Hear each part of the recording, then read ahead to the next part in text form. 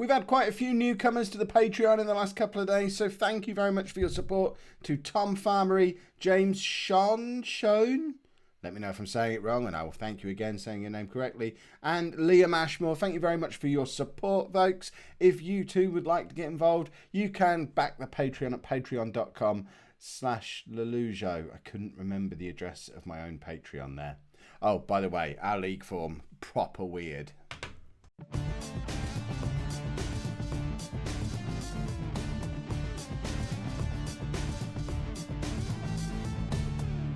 Hello and welcome to Season 18, Episode 7 of Non-League to Legend. I'm Kev, and coming up on today's episode, we have a massively important game in the Premier League at home against Chelsea, and then a no less important, but hopefully slightly easier to win, away game against Crystal Palace. It's all getting a little bit difficult as we head in towards the last 8 games of the season. We have got a game in hand on all the teams above us. If we look at the Premier League table, we've got a game in hand and we're level on points with Man United, behind them on goal difference at the moment, but a draw against Chelsea pushes us above them and also above Stoke in 3rd place because of our superior goal difference. So just a draw at home against Chelsea today will put us up to 3rd. A win puts us 2 points clear in 3rd, I think.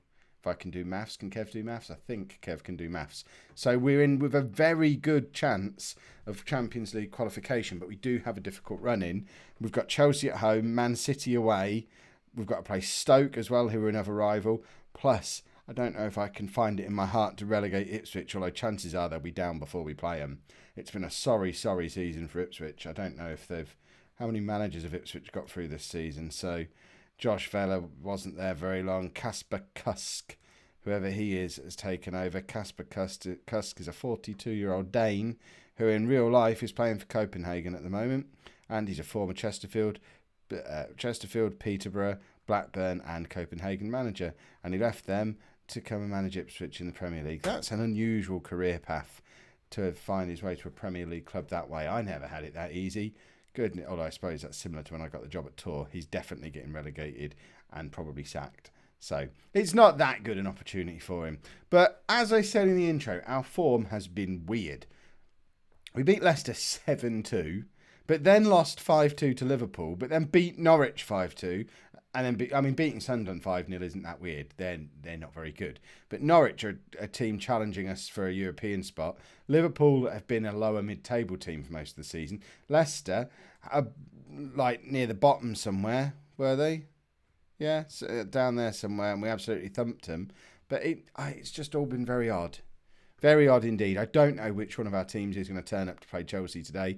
I hope it's the one that scores 5 goals or 7 goals and not the one that goes away to QPR and gets a really poor 0-0 draw, which was a missed opportunity, definitely. This is the combination of 11 players we're going to put out there to try and score lots of goals. Ludek Sedlacek is a man in form, in remarkable form. He's won the Premier League Player of the Month for 2 months in a row. He's now got 17 goals in 20 Premier League appearances, but it is 17 goals from 17 starts. If we look at his form, QPR aside, he's got a hat-trick, 1, a double, with 2 assists as well, and a goal there as well. That's some pretty impressive form for a man to be in. Hopefully he can keep that going against Chelsea today. So this is our team. We've got Igor in goal, a back four of Nyhouse, Plotnikov, Eriksson and Brune, Sedman, Wagner and Ziyech in midfield. Yeah, that's right. The £50 million man isn't in the team. In fact, he's not even on the bench. Is he injured? What was his name? Oh yeah, he was injured. I knew there was a reason he wasn't involved.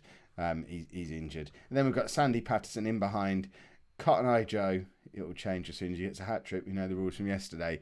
And Sedlacek. So Brian will feel a little bit hard done by that he's not even on the bench, but he's also recovering from a little bit of a knock. And we signed this guy as well. We haven't actually got him in our squad, which was probably a little bit of an oversight. But he's another one who we've brought in, similar to how we did with Anicic when we were at Ipswich. We've brought him in on loan in January just to sort of get used to the squad. He's not able to play for us yet because he's played for 2 other teams, although I don't know. There you go. He's got a cup game for Man City. So he can't play for us, but we might be able to tie him down for next season and then keep him around because he's got 5-star potential and he's this kind of player we should probably start looking to bring in because we spent a lot of money on expensive players. And this guy can actually tackle. So might end up being a better version of... Yeah, he was a mistake. I'll let you have that one. Taha Mador was a mistake. He wasn't scouted at 3 stars, and he still is apparently worth £33 million. If we could get that for him in the summer, I'd probably cut my losses and bin him off. But anyway, let's go and try and beat Chelsea. It's massively important. Reminder that even a draw puts us up to 3rd place in the league. So really, we just need to go there and not lose. But it would be rather pleasant if we could go and win the match and give ourselves a little bit of breathing space, because, like I say, we've got the difficult run in. After we play the game after this episode ends, we've got Man City away, and Man City, although they're falling off the pace a little bit, in fact, it looks like Arsenal are going to win the Premier League for the first time in about 30 years, just because I'm Tottenham manager, probably, just to... Look, Arsenal are winning the Premier League. That kind of nonsense. Sedlacek. See if that was the Sedlacek from 2 games ago. That's a goal. But he didn't play well against QPR. Don't know why my microphone's all the way over there. It seems very twisted. He didn't play well against QPR. I am a little bit worried that his little purple patch has ended, because when he first got into the team, he was only showing us 2.5 stars. It shows that the star rating, not always trusted and not always an indication of how someone's going to actually perform in the team. Fingers crossed with some of these players that I've signed. We are 1-0 down though, and if Sedlacek was just on a little bit of a purple patch, I mean, we did need someone to have a purple patch then. We were struggling for goals. Don't remember if it was yesterday or the day before, I was moaning that we didn't have a striker who was scoring goals, and then Sedlacek went and got like 15 goals in an evening of me sitting and playing the game. But he seems to have stopped in the last game and a half, which is not like the Sedlacek I'd come to know and love. Oh, apologies if that seemed like a strange cut. I just had a massive sneezing fit, and I don't know where that came from. Well, I do. It was pollen. It's hay fever, probably. But that was a big... Oh, my head at the front now, so that sneezing fit is thumping. Oh. Right, we need to get back into this game. We're 1-0 down at half-time. Nyhouse has got another yellow card. The man is a booking machine. He's like a world-class version of Rob Tomelty, if you remember Rob Tomelty from earlier on in the save, much earlier on in the save now, that he collects yellow cards like they're blooming Pokemon cards. Nerd collections. Did you collect Pokemon cards? I never really did that. I was too old for it. That's a really good ball in behind Nyhouse, and they've just ripped us open with one pass there and deserved a goal, but really, really showed a massive weakness in our team. And unfortunately, that massive weakness is on our supposedly world-class left-back that we spent a lot of money on in January, who I have just not been impressed with at all. He was the cheapest of the 3 players who came in January, and seems like the value on him was about right. He's really upsetting me. He's been so good for Stoke for so long. It says world class in his description, but I don't know if perhaps he just doesn't like being an attacking fullback, which is what we're asking him to do. But I'm not going to stop playing with attacking fullbacks just because we spent a lot of money on a player. Sedlacek, there you go. He's back in the goals again. Hopefully this is going to be another one of his hat tricks. If we can burst back into this game and go and win it now with Mr. 2-time player of the month, trying to win player of the season despite being 4th choice striker officially, I'd enjoy that. Let's have some more goals out of him. So we've got 25 minutes left. Chelsea have dropped back to a very defensive system. You can't see it because it's behind my head, but they're doing a 4-1-4-1, and it looks like a very defensive 4-1-4-1. Both of our fullbacks have been absolute trash today. I think I might just take them both off. Although I haven't got Hamza on the bench, so I'm going to do it anyway. I'm going to bring on Caetano, and we'll just stick Plotnikov out there. They've upset me so much because they're both so rubbish that we'll bring them both off and mix the whole defence up. We probably should have brought on a more attacking player. It's a strange substitution to make. Igor makes a good save initially, but it isn't enough to push it away from the on-rushing Chelsea player, and putting it at 3-1 at this point, that probably is it, and that's a massive shame. Igor really should have done better, actually. It's hit the post, and then he sort of pushed it into the path of the Chelsea player. It looked like a good save initially. It wasn't. And we just wanted a draw. A win changes everything, because suddenly we hand the advantage back to Stoke and United, and even Chelsea are breathing down our necks because they've got 2 games in hand on us and are only 4 points behind. We're still, although we look like we've got the potential to push on for the Champions League, we're still very much in danger of not even qualifying for the Europa League. It's very, very tight. in this group of teams from sort of third down to sixth, and then there's a little bit of a gap, but Norwich and Liverpool are both potential to push on. Oh, see, the ball's dropped loose in the area there, and 2 games ago, that's a goal, but for whatever reason, look, I guess we've scored too many goals in too short a number of games, and the match engine has decided we're not going to do that anymore because nothing's changed. The quality of teams we're playing hasn't really changed, but we were poor today. Let's go and beat whoever we're playing next. Crystal Palace. Right, no changes for the Palace match. It's a combination of players that has been working well against lesser teams than Chelsea. So hopefully Palace will fall into the category of lesser teams and we can go beat them because we need a win. Although as it stands at the moment, it's because we're playing before Stoke, because as it stands right now at kickoff, we've moved above Stoke back up into a Champions League spot. But I guess Stoke play later and we don't really... Oh, Patterson's so close to tucking that away. We don't want to give Stoke the opportunity to leapfrog back above us when they play their game. And Chelsea, look, they're hovering, they're ready to make a move. 2 games in hand, only 2 points behind now, and we're 1-0 down. And it's our former player, Martin Sturber, his 18th goal of the season. I think Sedlacek and Ijo are both around that. But both Sturber and Arab at Norwich have both got more goals than either of our top scorers. Would they have scored that many goals if they'd been with us? Probably. They did for the last couple of seasons, and now we've picked up an injury to our best player, our world-class midfielder, Ziyech. And I haven't got Anicic on the bench today, so we're going to have to bring on our £50 million defensive midfield player who can't really play there. It does free up Wagner a little bit to be an advanced playmaker, which, remember, that's what he did in Brazil. Sturber's just got a second. This is going to be like earlier in the season all over again when we played Norwich and Arab got a hat-trick. I mean, what is happening? Our season is imploding after we played so well. I turned the cameras. The curse of the cameras is back. That's what this is. The curse of the camera has returned. 22 minutes on the clock. We're already 2-0 down against a team who we shouldn't be losing to. They're relegation candidates. And how many chances? I mean, we've already had 5 shots to they've had 2 shots and scored 2 goals. That's sickening. They've not had a clear-cut chance yet either. It's just Sturber is playing out of his skin because he wants to prove me wrong for selling him, I guess.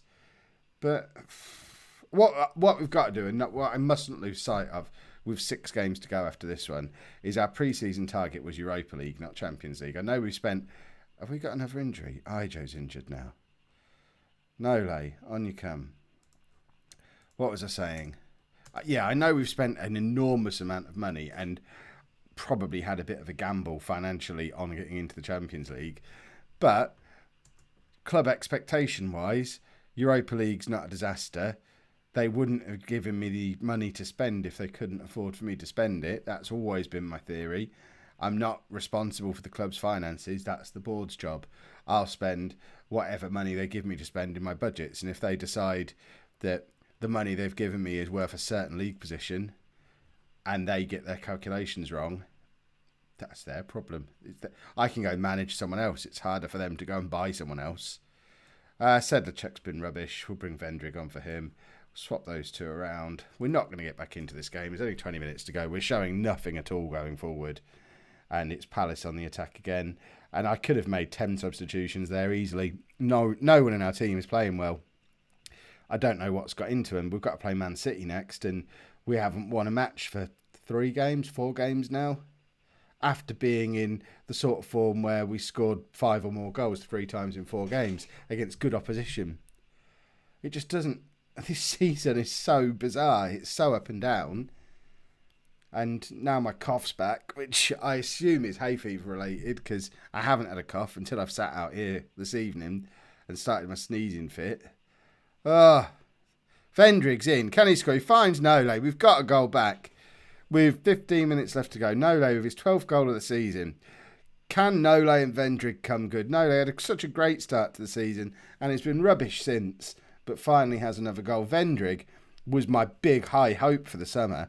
We paid £18 million for him, I think, and I thought he was going to be a superstar, and it just hasn't happened for him yet.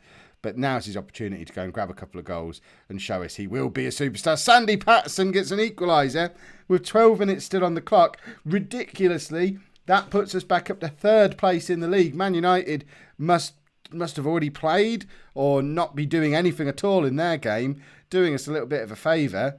And this will be stupid if we manage to get back into this after my doom and gloom speech.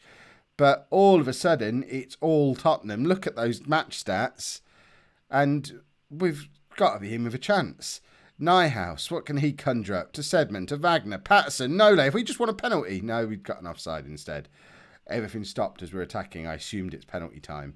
But, come on, let's have another attack. Patterson's in here. Can he find Nole? Can he find Nole? He finds Wagner. I don't even know where he came from. But Wagner, in the 90th minute of the match, has scored the winner for us, surely. Where did he even come from? Where is he? I mean, I don't understand. Make that man attacking and he does magical things. He shouldn't be playing as a defensive midfield player for us. Palace have every right to feel disgusted at how this game has turned out. Vendrig was almost in. They've got 10 seconds to go and grab an equaliser that you've got to argue they probably deserve. Nyhouse, another yellow card, but doesn't get himself a second one there. To be fair, we had more clear-cut chances than they did. We had more of the game than they did. But, wow, that's a horrible way to lose a match with all 3 goals coming in the last 25 minutes after their 2 came in the first 20 minutes. But we don't care because it puts us up to third in the league, gives us a little bit of breathing space after I'd written our season off in the first half. Yes, Stoke have got a game in hand. Man United haven't though, and we're 3 points ahead of them and practically on the same goal difference. Chelsea have 2 games in hand, so between Chelsea and Stoke, they could still push us out of the Champions League spots. And we've got to play Manchester City next. That game becomes much, much more important now. If we can beat City in the next game, we're in with a very, very good chance of a Champions League finish. Big if though, isn't it? If you've enjoyed that, please make sure you pop a like on there for me. Subscribe to the channel if you'd like to see more. And thank you very much for watching.